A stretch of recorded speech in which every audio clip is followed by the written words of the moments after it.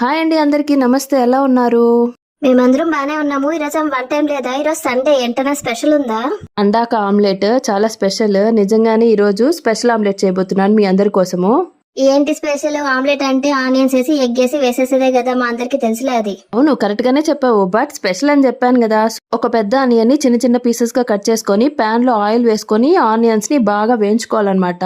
మన special omelette ఈ ఆనియన్సే, fry onions. Taste అయితే యమ్మీగా ఉంటుంది.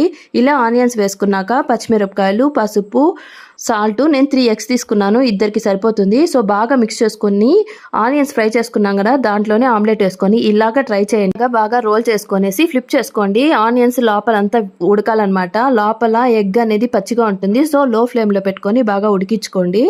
నచ్చితే లైక్ చేయండి, షేర్ చేయండి, సబ్స్క్రైబ్ చేయండి. చూస్తుంటేనే నోరు ఊరిపోతోంది. తప్పకుండా షేర్ చేస్తారులే, లైక్ చేస్తారు, కమెంట్ చేస్తారులే, సబ్స్క్రైబ్ కూడా చేయండి. Okay, bye.